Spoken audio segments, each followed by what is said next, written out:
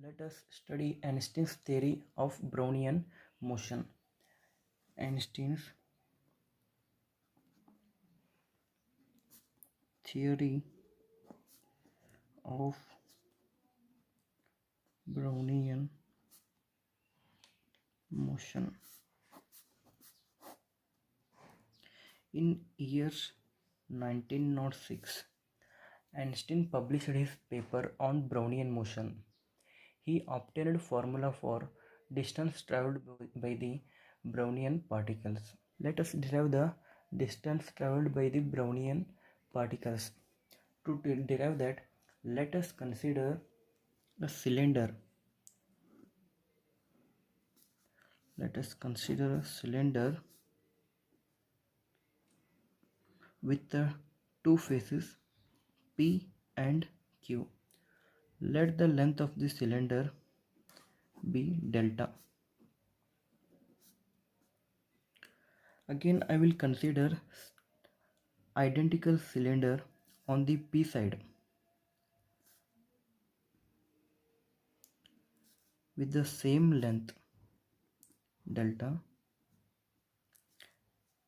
with the concentration N1, and again I consider another cylinder, another identical cylinder, that means length is same, area is same, with the length delta. Let concentration at this cylinder is N2.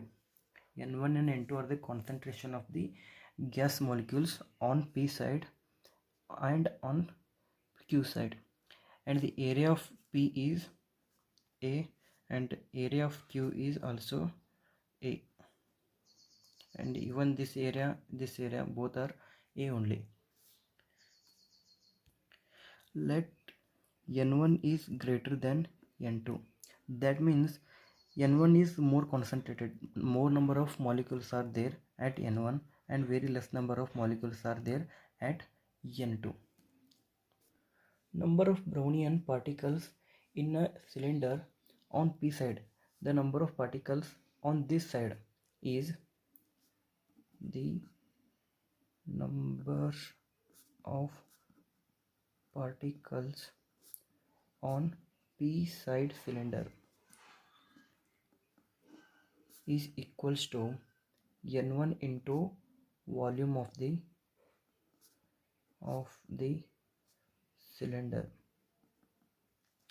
Number, we already know that number equals to concentration is equals to number by volume. We need number, that means capital N equals to concentration into volume. Okay, now N1 into what is the volume of the cylinder? Volume of the cylinder is length of the cylinder into area of the cylinder, that is delta into A, N1 delta A. The number of molecules present in this cylinder is N1 delta into A.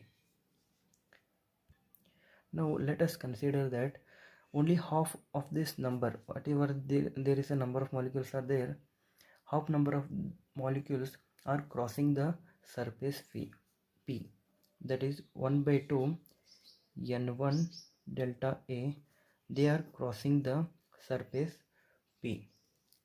That is, let us write this one, let half number of particles are crossing the surface P is equals to half N1 delta into A. Similarly, total number of the particles on the Q side cylinder is N2, the concentration is N2 here, so N2 into area, volume of the cylinder, that is equals to N2 into delta into A, and half number of the molecules are moving, half N2 delta A, this much number of molecules are moving through the surface Q, and this whatever half number of molecules are moving from P side and from Q side, they will cross the middle area here. I will denote it as R, and let us calculate what is the total number of molecules crossing this area R. Only half of the molecules are crossing the surface Q, that is only half N2 delta A. This much number of molecules are crossing the surface Q. So total number of particles crossing the middle section R from left to right is given by 1 by 2 N1 delta A minus 1 by 2 N2 delta A. We can see that here is our cylinder. N1 concentration here, N2 concentration is here, and we know that N1 is greater than N2. That means half of the total number of molecules N1 delta A crossing this middle section R, and half N2 delta A is crossing this middle section R. Then what is the total number of particles crossing this section A? That means both are moving in opposite direction, so total number will be half N1 delta A minus half N2 delta A. Since N1 is the greater, we took N1 first. After solving, we can write half N1 minus N2 into delta A. Let it be equation number 1.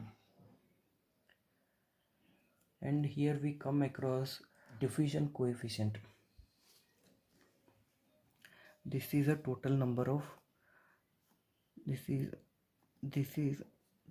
total number of molecules crossing middle section R. This number is equals to minus d dn by dx A into T, where d is coefficient of diffusion, A is the area of cross section of face of the cylinder, and T is the time of diffusion. Molecules are moving from high concentration to low concentration. That means they are diffusing from higher potential to lower potential. And total number of molecules crossing the middle section R equals to minus delta dn by dx into A into T. Here n is the concentration, x is the distance traveled. Again we can say that dn is change in concentration. Initial concentration was N1 and final concentration is N2. That means change in concentration is N1 minus N2, and dx is the change in the distance. That means here distance is 0, here distance is del. That means total distance is del. Change in displacement is del, and the total term dn by dx is called as concentration gradient.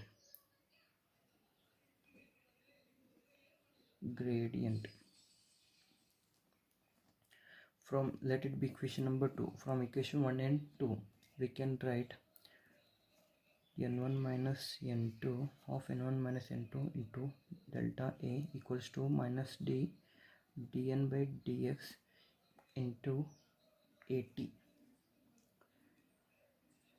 Let it be equation number 3. We know that dn by dx, one thing here I took a negative sign only because it is a diffusion in the sense higher concentration to lower concentration molecules are moving. Higher to lower means it is a decreasing, so we are considered negative sign here. we know, let us consider minus dn by dx is equals to, dn by dx means change in the concentration n1 minus n2, dx means change in the displacement, that is delta minus 0. So we can write n1 minus n2 divided by delta equals to minus dn by dx. So it will give us n1 minus n2 equals to minus dn by dx into delta. Now let us substitute this equation n1 minus n2 in equation number 3. So equation number 3 is this one. Let us substitute the value of n1 minus n2 in this equation. Half minus outside dn by dx into delta a equals to minus dn by dx into at. So after solving, these things cancel out,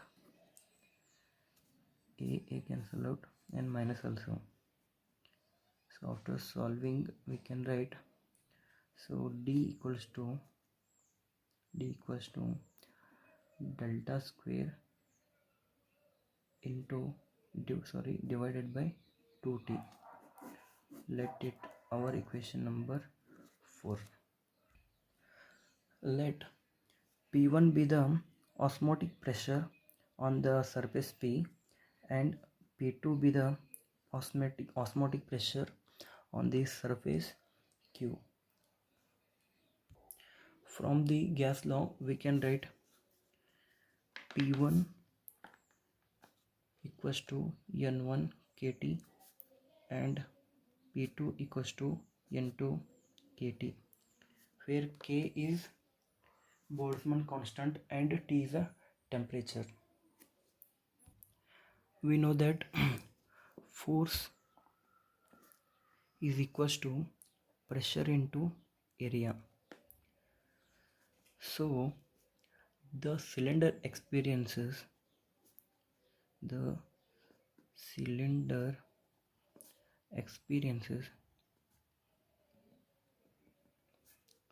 resultant force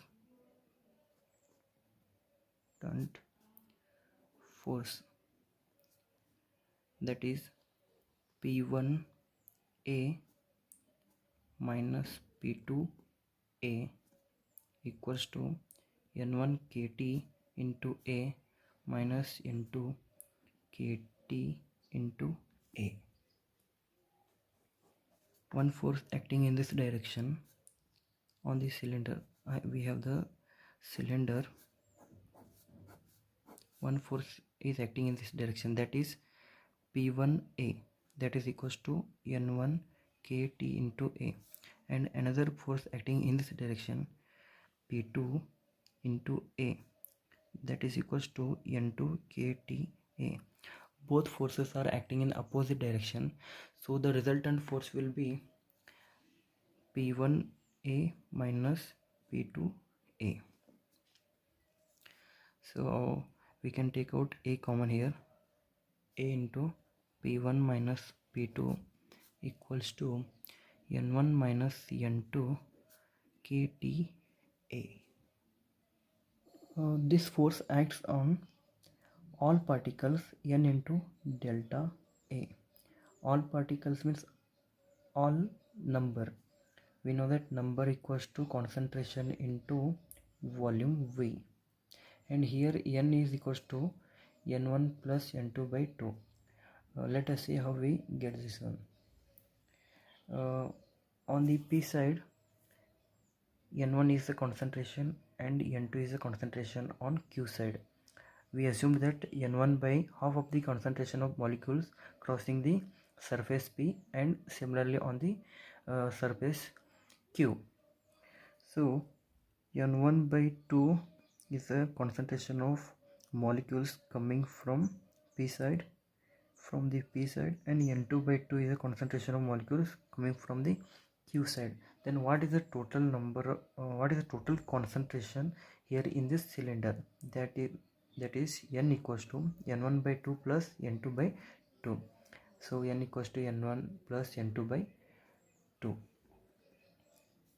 So the force experienced by the each particle, the force experienced by each particle,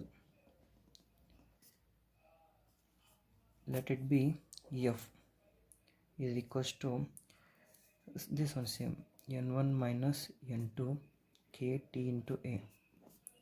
This is a resultant force, and force experienced by each particle will be total force divided by total number of the molecules.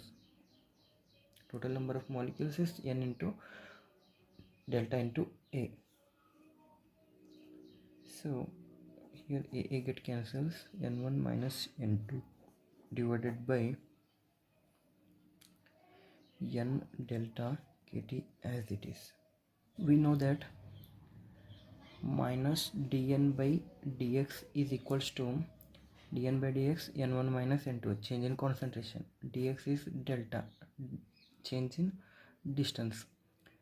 So after substituting this one in this equation, we can write K T by N into d minus dN by dx. Let it be equation number 5. The particle simultaneously also experiences viscous flow, which is given by F equals to 6 pi eta A into V, where eta is coefficient of viscosity and A is the radius of particle and V is the velocity of particle. From let it be equation number 6. From equation number 5 and 6 both we have to equate.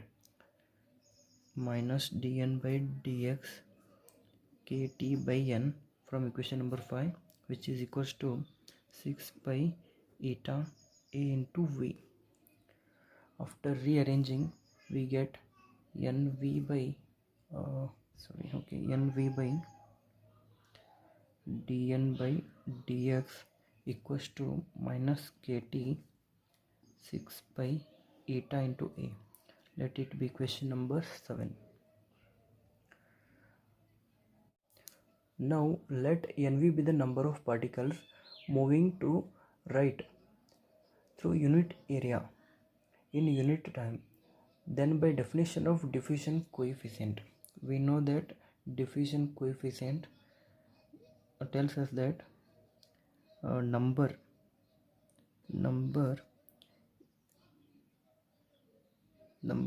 is equals to minus d dN by dt A into T. The total number is N in concentration into volume equals to minus d into dN by dt A into T. If the area is unit, we considered for unit area and unit time t. That means A and T will be they will becomes 1 minus d by dN dt for unit A and T nv. So we can write nv divided by dN by dt equals to minus d. Substituting this one in equation number 7, we will get minus d equals to minus kt divided by 6 pi eta into A. D equals to RT divided by 6 n pi eta into A. Here K equals to R by N, where R equals to universal gas constant and N is Avogadro's number. Let it be equation number 8. equating equation number 8 and 4. Equation number 4 is delta square by 2t. This was d equals to delta square by 2 into 2. This was our equation number 4. Equating equation number 4 and 8, we will get delta square by 2t equals to rt by 6n pi eta a.